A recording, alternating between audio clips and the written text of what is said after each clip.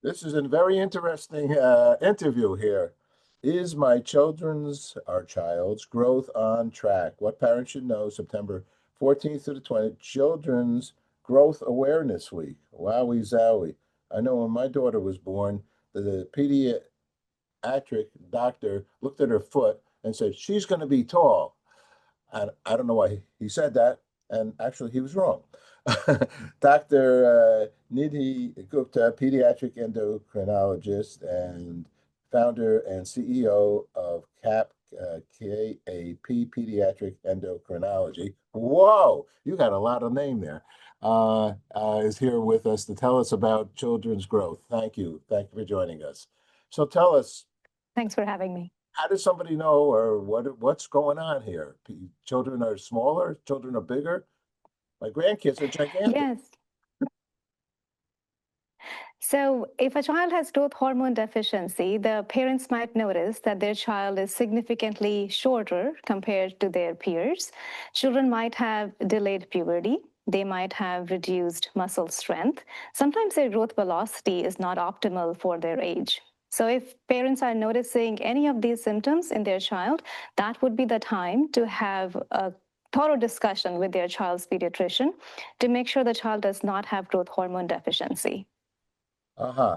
And if the child has some of these deficiencies, is this blood tests kinds of things, or how do they find out about these concerns? Yes, there are a variety of ways to diagnose growth hormone deficiency. And to dig deeper, that's where open communication with your child's pediatrician, with your child's endocrinologist is super important.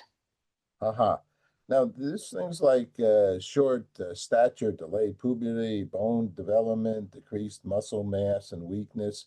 I mean, is a parent able to detect any of this themselves, or is this something that comes as a child? I mean, you got a little baby, or when did this happen? I mean, when do you start to see things like this? Yes, that's a great question, Paul. So, growth hormone deficiency, or GHD for short, is a rare condition that happens when body is not making enough growth hormone. Now, what is the function of growth hormone in the body? It, of course, promotes growth, but it also plays a key role in other aspects of health, such as cardiovascular health, body composition, bone mineral density, and metabolism. The question is, where is growth hormone made from? Well, it's made by a tiny little gland called the pituitary gland, which is located in the center of the brain, and it regulates body's hormones. So, if there is any issue going on in the pituitary gland, or if there is a brain abnormality or a genetic cause, then growth hormone deficiency, or GHD, can occur. Sometimes, Paul, we do not know the cause for growth hormone deficiency. It's relatively rare condition. We estimate that it affects about 1 in every 4,000 to 1 in every 10,000 children worldwide. Uh-huh. But how does a parent, I guess I'm a little confused. I, and I worked on the brain series in public television way back when, and I know the brain is running the whole show. Um, how does a child know if their child is not growing properly? I mean, They there's might notice what are they are some significantly indicate? shorter. Yeah, what are some? Oh, they're getting shorter. You mean they were 5 feet and now they're 4 foot 11, something like that? So that's a very subjective question. There are so many factors that go into assessing a child's growth. Their growth charts have to be analyzed, and a thorough discussion with their pediatrician and endocrinologist will help the child and their families understand where the child is versus where they should be. Do they have growth hormone deficiency? Should they be treated? Should they be evaluated? Now, if some of these concerns come up that there is this deficiency, are there some remedies out there is there some good news here? Because it sounds like not good. There is some good news. Good. What's the good news? Yes. For decades, the daily injections of growth hormone have been the standard of care for treatment of pediatric growth hormone deficiency. Now, as you can imagine, Paul, daily injections can be challenging for some families to keep up with. Now we have the option for long-acting growth hormone, which gives families the flexibility of once a week injection. For example, Skytrofa is the first FDA-approved once-weekly growth hormone that is prescribed to children with growth hormone deficiency if they are age 1 or older and weigh at least 26 pounds. It is also approved for adults with growth hormone deficiency. The way it works is it releases somatropin, which is quite similar to the natural growth hormone that human body makes. It is injected as a single dose auto-injector, which comes with a needle guard, so your kiddos don't see the needle during the injection process. It makes it a little bit easier for them, and it is a preservative-free medication.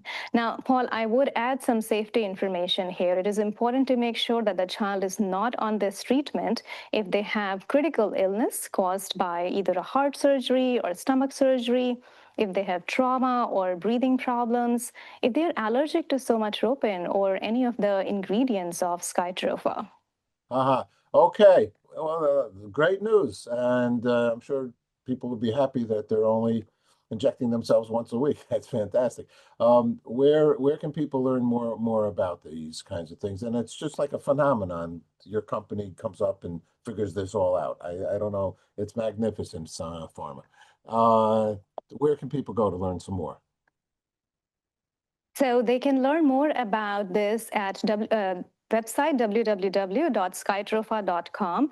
That is www.skytrofa.com. I'm here today in collaboration with Ascendis Pharma to raise awareness about growth hormone deficiency, its crucial need for early treatment, and available treatment options. Now, why is early treatment important for growth hormone deficiency, Paul? That's something that very important for families to understand. And there are two reasons for that. First, once a child's growth plates fuse, which typically happens around a bone age of 15 in girls and 16 in boys, after that, any treatment to make them taller might not be as effective, and it might actually be ineffective. And second, the longer the child has been on growth hormone, the more beneficial it is. Okay, more good news. All right, so observe your child, right? That's the kind of. So should we? In my house, we had a pole. We had a pole that we put a piece of tape on, and when it was 4, we put it there. 5, 6, all the way up. We should have something in our house that says, "Our we haven't grown in a while." What do you think? Is there some heavy technical thing like that? I mean, we're talking heavy. We had a lot of science on that one. That's what Well, we while I cannot speak to the pole in the house to assess a child's growth, like I said, if you are worried about your child's growth, talk to your child's pediatrician to make sure they are evaluated in a timely manner, and then treatment can be started as soon as possible if treatment is recommended for them. All righty. Thank you so much for sharing. Appreciate the good news. Thank you, Paul. Take care. Bye-bye.